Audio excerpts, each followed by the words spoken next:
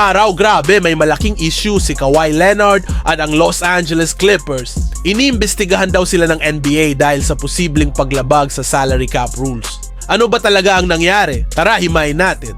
Ganito yung mga bro, ayon sa report ni Pablo Torre, posibleng nagkaroon ng under the table na deal ang Clippers para kay Kawhi Leonard.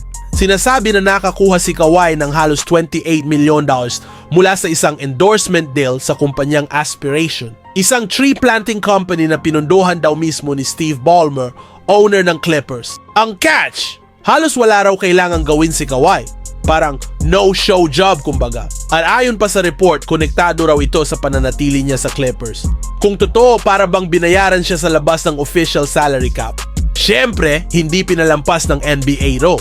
Inanunsyo na nila na magsasagawa sila ng opisyal na investigasyon. At kung mapatunayan na totoo, malaki ang magiging parusa. Pwedeng milyon-milyong multa, tanggal draft picks, o kahit i-void ang kontrata. Para lang may idea kayo, nung 2000 nahuli ang Minnesota Timberwolves sa parehong kaso kay Joe Smith. Resulta, nawalan sila ng 5 first round picks. Imagine kung mangyari yon ngayon sa Clippers. Pero depensa ng Clippers, wala raw katotohanan ng balitang to. Naglabas sila ng statement na ang allegations ay quote, provably false. Dagdag pa nila na tapos na raw ang partnership nila sa Aspiration nung 2022-23 season pa. Kaya para sa kanila, walang basehan ang issue na to.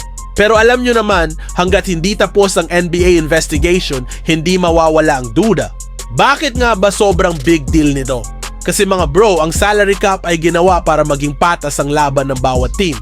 Kung may butas na gagamitin ng isang franchise para magbayad ng sobra sa players nila, nawawala ang competitive balance. Isipin nyo, paano kung magsimula rin ng ibang teams na gumawa ng fake endorsement deals? Pwedeng maging parang unlimited budget ang bawat billionaire owner. Hindi na fair play yon. At para kay Kawhi mismo, hindi rin maganda ang epekto nito. Kilala siya bilang tahimik at all about basketball. Pero ngayon, nadadamay ang pangalan niya sa isang malaking kontrobersya. Hindi magandang tingnan, lalo na't malapit na ulit ang season. Kaya ito ang bottom line, iniimbestigahan na ng NBA, dinedeny ng Clippers, at nasa gitna si Kawhi Leonard. Posibleng ito na ang pinakamalaking salary cap scandal mula pa nung Joe Smith case. Ano sa tingin nyo mga bro? Totoo bang nandaya ang Clippers o gawa-gawa lang ang lahat? I-comment nyo sa baba at pag-usapan natin. Huwag kalimutang mag-like, mag-subscribe at i-hit ang notification bell para updated kayo sa lahat ng NBA updates dito sa channel. Salamat sa panonood. Peace out!